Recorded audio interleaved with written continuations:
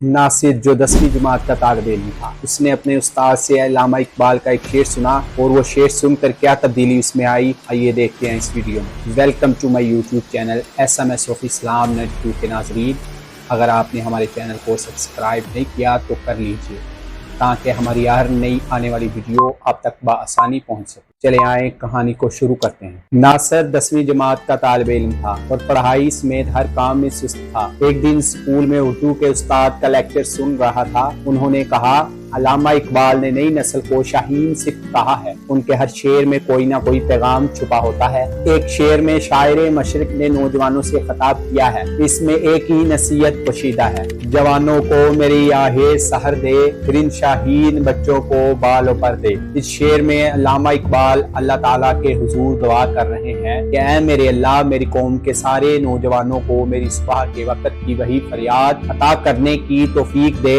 جو تو نے مجھے دی ہے۔ یہ شاہین بچے ہیں، انہیں وہ بالوں پر یعنی وہ بازو، وہ پرواز کی وہ قوت عطا کر جن کی مدد سے وہ بلندی پر پہنچ کر کامیابی حاصل کر لیں۔ شاہین جیسی پرواز کے لیے ہمت، جستجو، بلند سوچ، محنت، ریاضت درکار ہے اور اس کے لیے قوم کو سستی سے باہر نکلنا پڑے گا۔ یہ سن کر ناصر تو جیسے کہیں کھو گیا تھا۔ نوجوانوں کے لیے علامہ اقبال کی سوچ اور فکر کے بارے میں سوچتا رہا۔ گھر آ کر وہ خلاف معمول خاموش رہا۔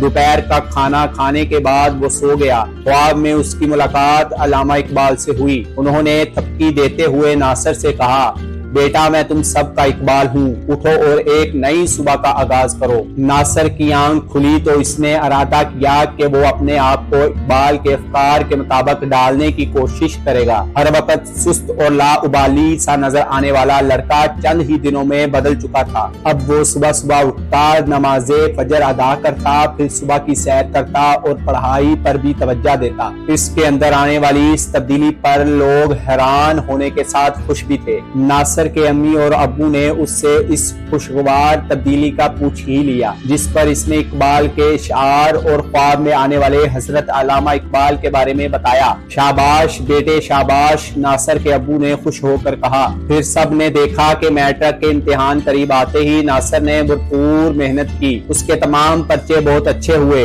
3 ماہ بعد جب اس کا نتیجہ نکلا تو اس نے بہت اچھے نمبر حاصل کیے تھے۔ وہ اپنے اسکول میں 2م آیا تھا۔